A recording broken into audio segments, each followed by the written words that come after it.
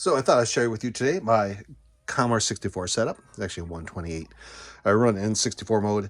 Not a lot of software ever came out for the 128, and actually do have a whole pile of Commodore 64s, but this is the one I've been using the most. I have the 64C, which looks just like this, but I enjoy the Commodore 128. Sometimes I like to tinker with the CPM mode and things like that.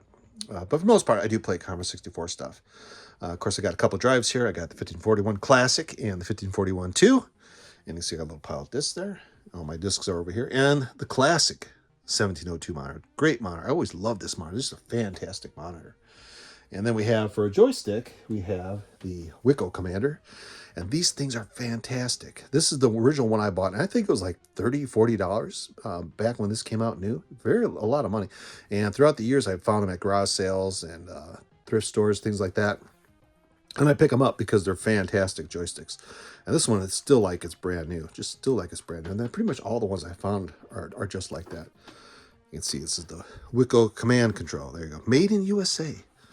Very great joystick. Just a fan. And this works on Atari 2600s and the XEGS over here. So if you want to do that, you can do that. And I do use some cartridges just to kind of like loading things. Backbit.io.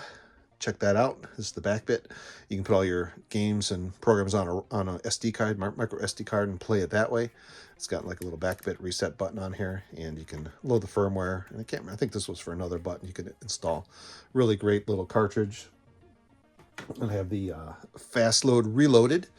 If I'm using the little SD to IEC, and this is actually a really great little device. You put your ROMs on here, your files on the SD card. And you can disk swap. It's got a bunch of buttons on here. Neat way to go. It's kind of like emulating a 1541. So it does take, the same amount of time to load from a 1541. And this will take the exact amount of time, unless you use a fast load cartridge, which is kind of cool because it's going through the IEC port. So really cool. But I do prefer the back bit for some of that stuff. But I go either way. And like I said, I got the fast load reloaded. So, or fast load cartridge. But I do have an original one. Got the original Epix fast load from, what year was this? 1984.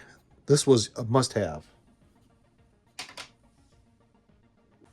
My kind of kneel chair, if you kind of remember these were kind of popular like in the 90s. A lot of people were, instead of sitting in a chair, you kind of kneel in it and put your behind there, your knees there. And I find it really comfortable. I don't know if I'd be able to sit in it for 8 hours a day without killing your knees, but I really like this guy. It kind of makes me feel like, it's like, hey man, this is like very retro. And this guy has wheels on it, really cool.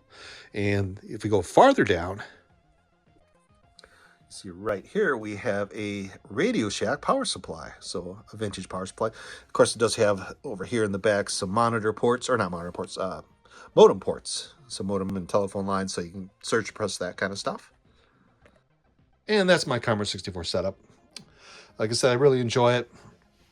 Get to kind of relive my childhood again, or my youth, and play some Commodore 64 games. If you've never played a Commodore 64, you did a long time ago, go get an emulator. You get the ROMs, go download it all, install it, set it up. Takes no time at all, very easy, and you can play the games without having all the old hardware and have to set things up and remember how to do all the commands and things like that.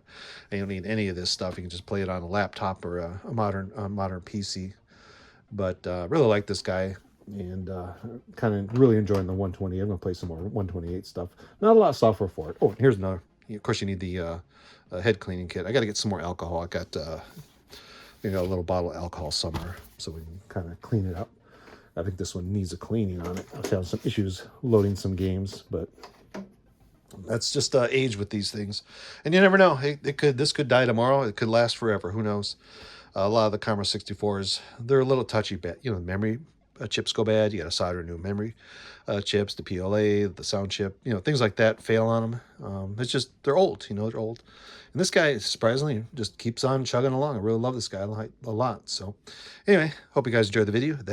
Hang on. Whoa, you guys have a great day.